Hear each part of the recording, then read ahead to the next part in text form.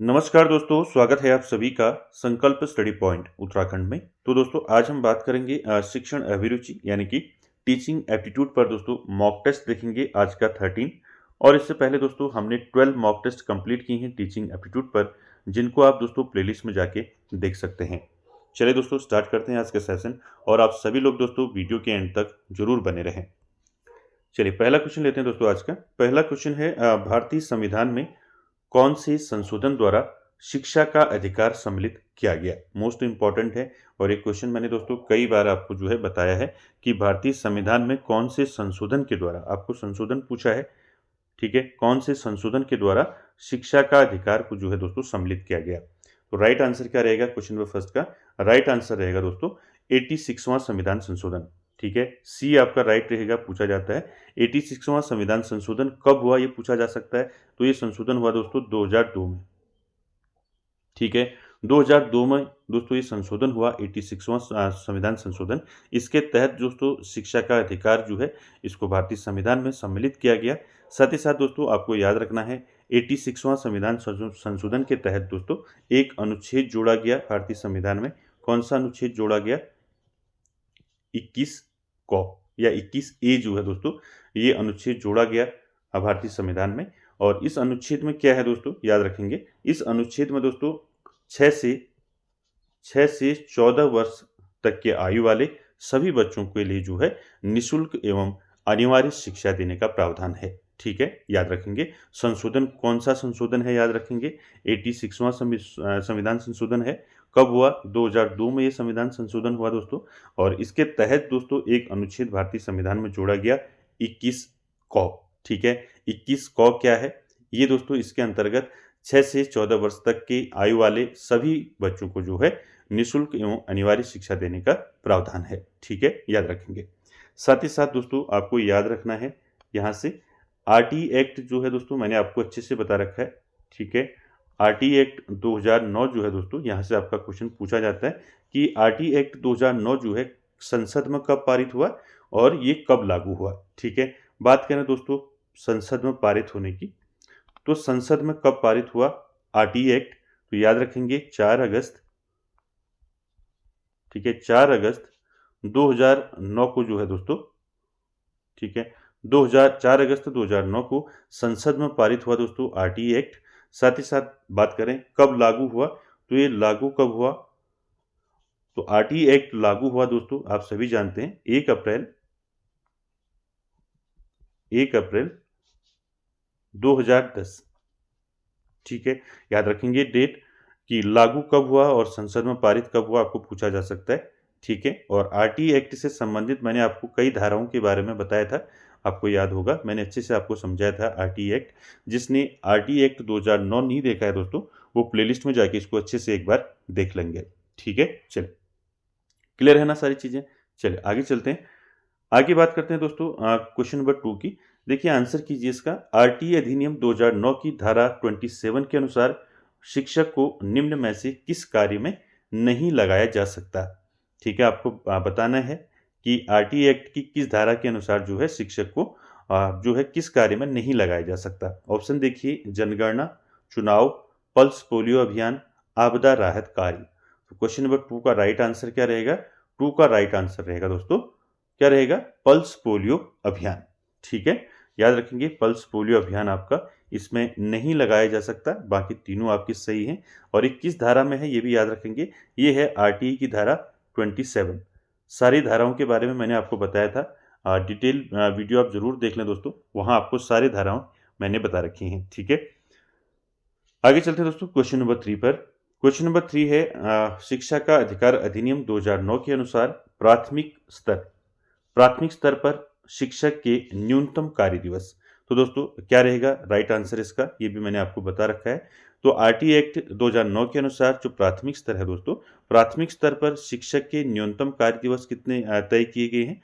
Option देखिए 200, 220, 800, 1000। तो right answer क्या रहेगा दोस्तों? 3 का राइट आंसर रहेगा 200। ठीक है, ए आपका राइट रहेगा क्वेश्चन नंबर 3 का। ठीक है, अगर आपको पूछा जाता है प्राथमिक स्तर पर शिक्षक के न्यूनतम कार्य दिवस, तो प्राथमिक स्तर पर 200 और उच्च प्राथमिक स्तर पर 220। ठीक है, उच्च प्राथमिक स्तर। ठीक है, उच्च प्राथमिक स्तर। देखिए प्राथमिक स्तर यानी कि कक्षा 1 से लेके कक्षा 5 तक। ठीक है, और उच्च प्राथमिक स्तर यानी कि 6 से लेके कक्षा 6 से लेके कक्षा 8। ठीक है, तो ये याद रखेंगे।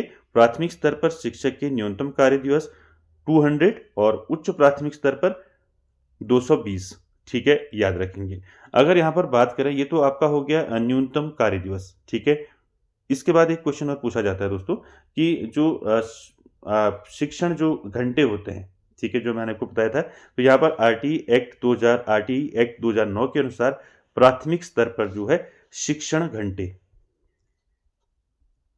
ठीक है, शिक्षण घंटों की अगर बात करें तो शिक्षण घंटे कितने हैं प्राथमिक स्तर पर? प्राथमिक स्तर पर जो शिक्षण घंटे हैं दोस्तों वो हैं आपके 800 घंटे। ठीक है, और उच्च प्राथमिक स्तर की बात होगी तो उच्च प्राथमिक स्तर पर कितने? 1000 घंटे। ठीक है, याद रखेंगे इसको। 200 आपका प्राथमिक स्तर पर न्यूनतम कार्य दिवस और उच्च प्राथमिक स्तर पर 220, और उसी प्रकार अगर हम शिक्षण घंटों की बात करें तो प्राथमिक स्तर पर 800 घंटे और उच्च प्राथमिक स्तर पर 1000 घंटे। ठीक है, ये सारे चारों चीजें आपको याद रखनी है, ये पूछी जाती हैं। ठीक है, चलिए आगे बात करें क्वेश्चन नंबर 4 की। तो क्वेश्चन नंबर 4 भी आपका जो है शिक्षा का अधिकार अधिनियम से ही है। तो देखिए आरटी एक्ट 2009 की धारा 25 संबंधित है। तो धाराओं से क्वेश्चन आपके पूछे जाते हैं दोस्तों, इसलिए धाराएं जरूर याद रखेंगे आप। तो धारा 25 में क्या है बताइए? राष्ट्रीय सलाहकार परिषद का गठन, छात्र शिक्षक अनुपात, विद्यालय और या फिर कठिनाइयों को दूर करने की केंद्रीय सरकार की शक्ति। तो राइट आंसर क्या रहेगा इसका?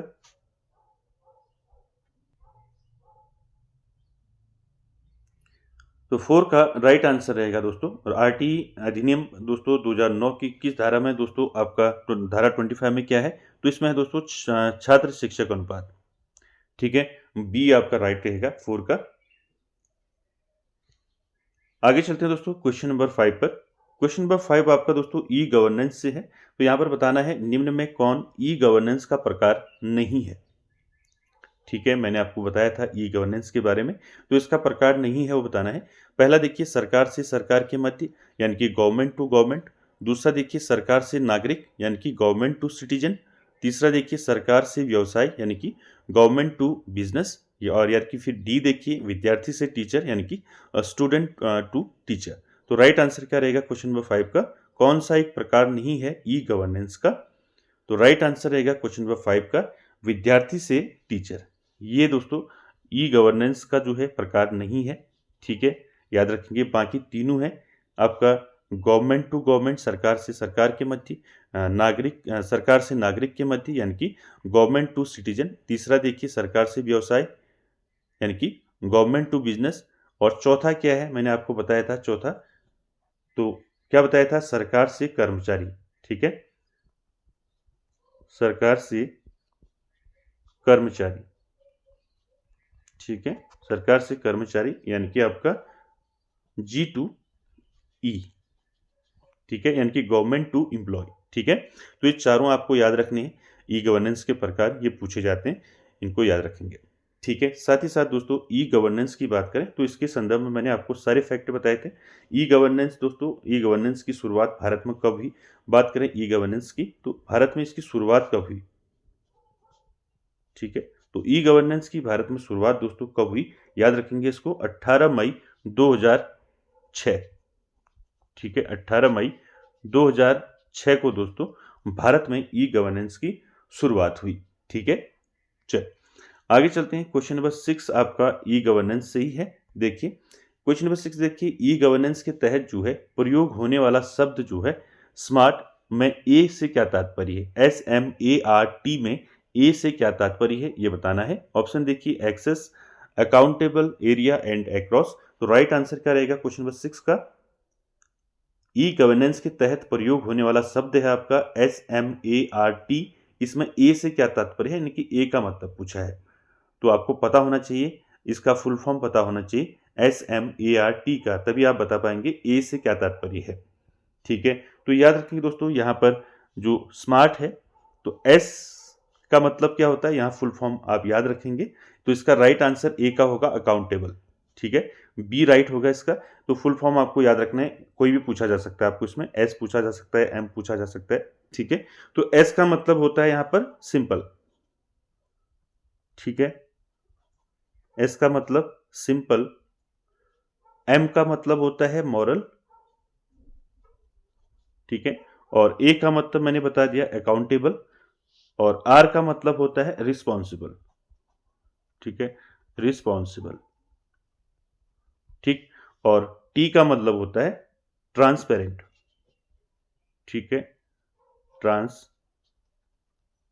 ट्रांसपेरेंट, ठीक है। ये फुल फॉर्म है, इसको जरूर याद रखें, स्मार्ट, मॉरल, अकाउंटेबल, ठीक है, रिस्पॉन्सिबल और ट्रांसपेरेंट, ठीक है। तो इसको याद रखेंगे, तो राइट आंसर क्या हो जाएगा, अकाउंटेबल। चलिए आगे चलते हैं क्वेश्चन नंबर 7 पर। ये भी आपका ई गवर्नेंस से है और ये आपका करंट से दोस्तों ये क्वेश्चन बनेगा आपका। देखिए 3-4 सितंबर 2024 को 27वें राष्ट्रीय ई गवर्नेंस सम्मेलन का आयोजन कहाँ किया गया। तो आपको बताना है 2024 में दोस्तों सितंबर माह में जो ई गवर्नेंस सम्मेलन हुआ, ठीक है, ये 27वां ई गवर्नेंस सम्मेलन था जो 2024 में हुआ 3-4 सितंबर को। तो ये कहाँ आयोजित हुआ दोस्तों, ये बताना है। ऑप्शन देखिए, नई दिल्ली, मुंबई, गुजरात, कोलकाता। तो राइट आंसर क्या रहेगा 7 का, 7 का राइट आंसर रहेगा दोस्तों मुंबई में, ठीक है, बी राइट रहेगा, याद रखेंगे। ई गवर्नेंस का 27वां जो सम्मेलन है दोस्तों वो कहाँ हुआ, मुंबई में हुआ। कब हुआ अगर पूछा जाता है तो याद रखेंगे 3 से 4 सितंबर, ठीक है, 3 से 4 सितंबर 2024 को दोस्तों इसका आयोजन हुआ मुंबई में, ठीक है, याद रखेंगे इसको। चलिए आगे चलते हैं दोस्तों क्वेश्चन नंबर 8 पर। क्वेश्चन नंबर 8 है दोस्तों, मूल्यांकन किया जाना चाहिए। तो दोस्तों मैंने आपको बताया है मूल्यांकन के बारे में। तो मूल्यांकन किया जाना चाहिए शिक्षकों की उपलब्धि का पता लगाना, पता लगता है इससे, या फिर मूल्यांकन से बच्चे पढ़ेंगे, बच्चों के सीखने के स्तर का ज्ञान होता है, या इनमें से कोई नहीं। तो मूल्यांकन आप समझ चुके होंगे, मूल्यांकन किया जाना चाहिए। क्यों किया जाता है मूल्यांकन, बच्चों के सीखने के स्तर का ज्ञान होता है इसमें, ठीक है। तो सी इसका राइट रहेगा क्वेश्चन नंबर 8 का। चलिए आगे चलते हैं दोस्तों क्वेश्चन नंबर 9 पर।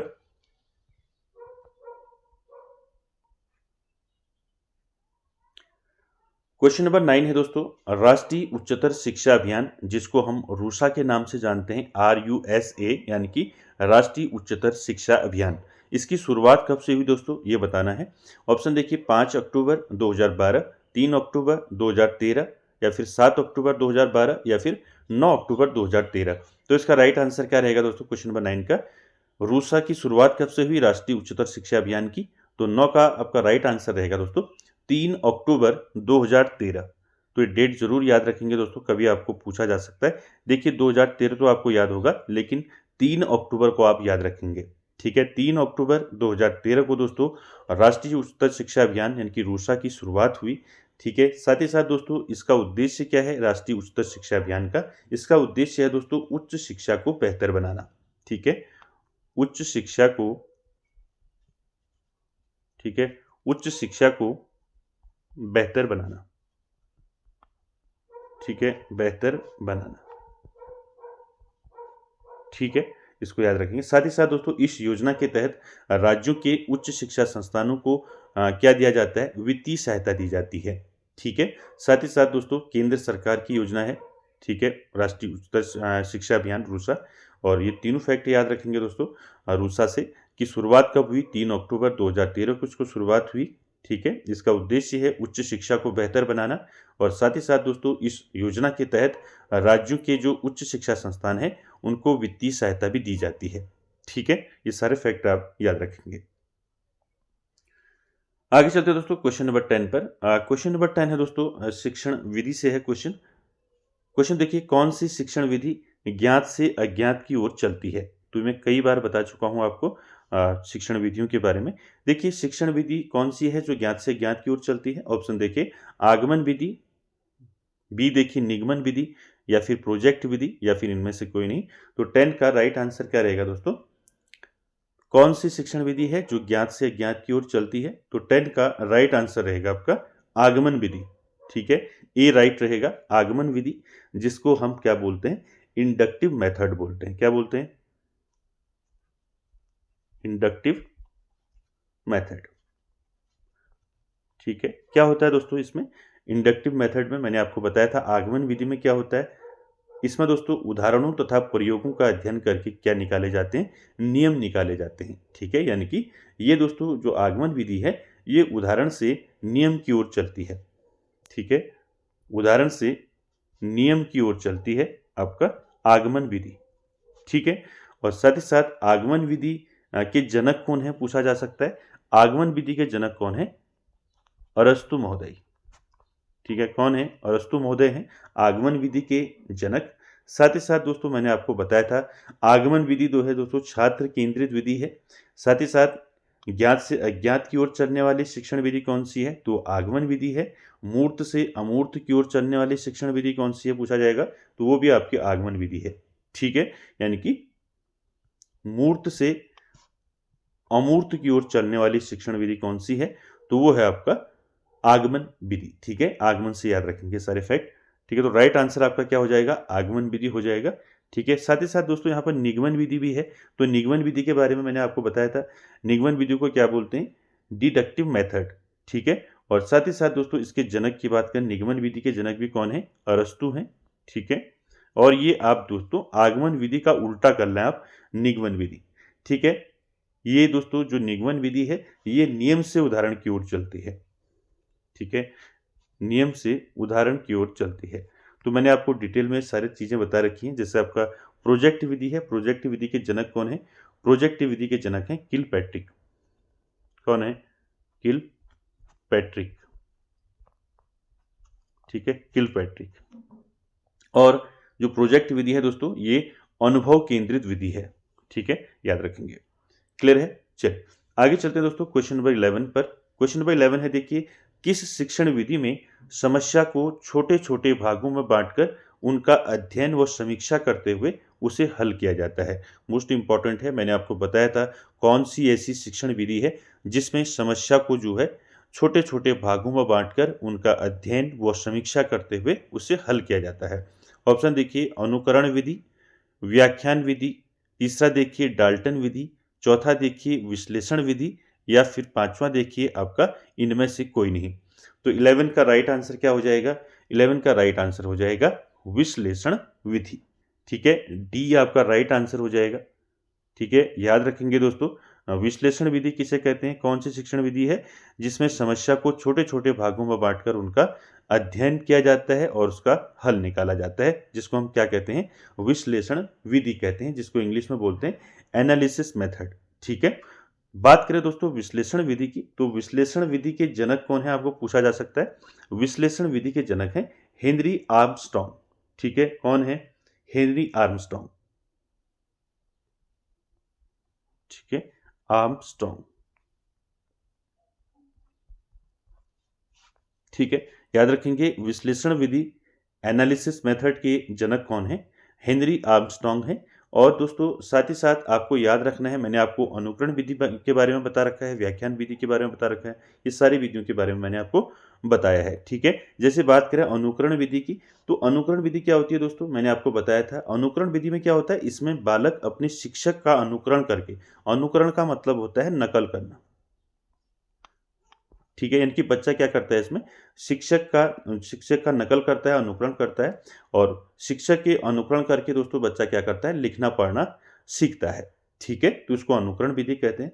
साथ ही साथ दोस्तों डाल्टन विधि की बात करें, तो डाल्टन विधि मैंने बताया था, डाल्टन विधि के जनक कौन है पूछा जा सकता है आपको। डाल्टन विधि के जनक हैं हेलेन पार्कहर्स्ट। ठीक है, याद रखेंगे डाल्टन विधि के जनक कौन है?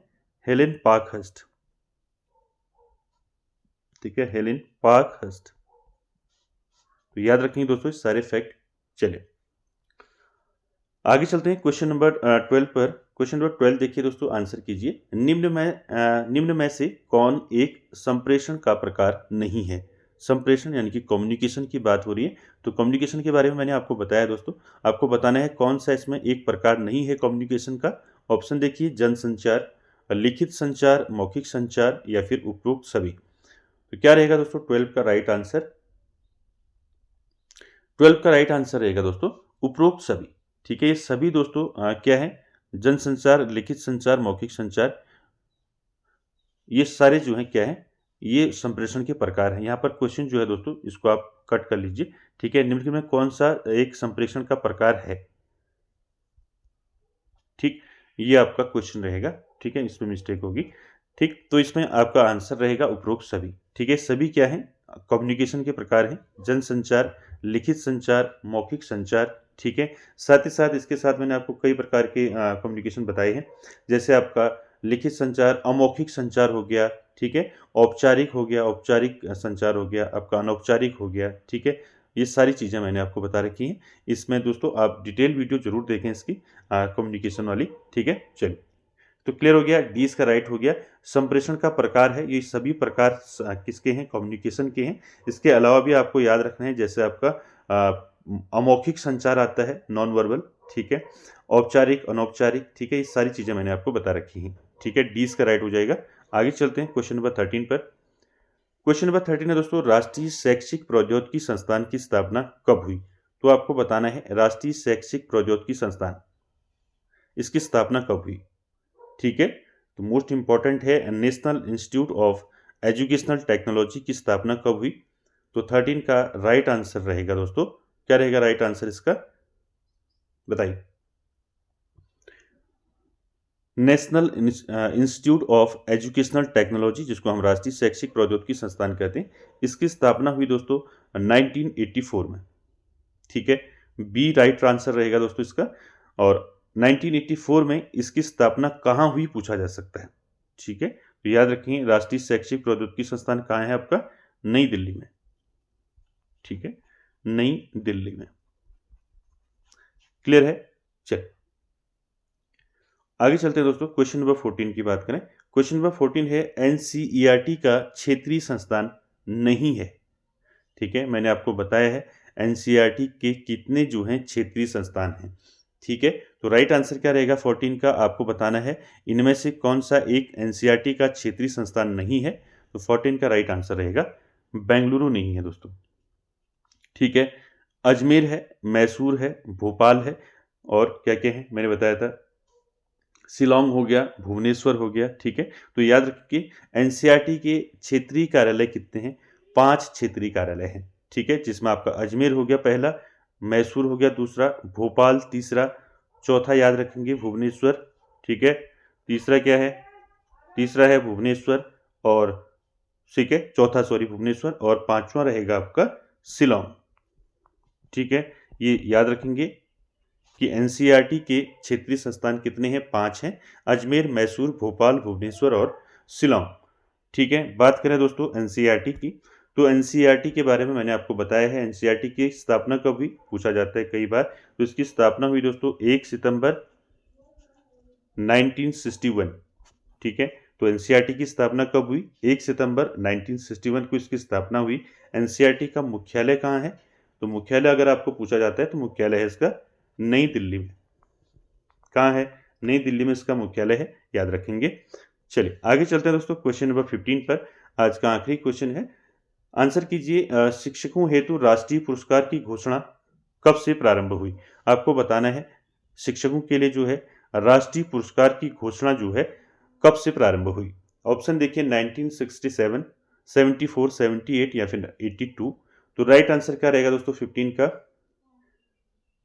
का राइट आंसर रहेगा 1978, ठीक है। सी आपका राइट रहेगा। शिक्षकों के लिए दोस्तों राष्ट्रीय पुरस्कार की घोषणा कब से हुई, 1978 से, ठीक है। सी इसका राइट रहेगा। तो दोस्तों ये थे आपके 15 क्वेश्चन आपके शिक्षण अभिरुचि से। दोस्तों आई होप आपको अच्छे लगे होंगे, और कमेंट बॉक्स में ज़रूर कमेंट करें दोस्तों, और वीडियो को एंड तक देखने के लिए थैंक यू वेरी मच।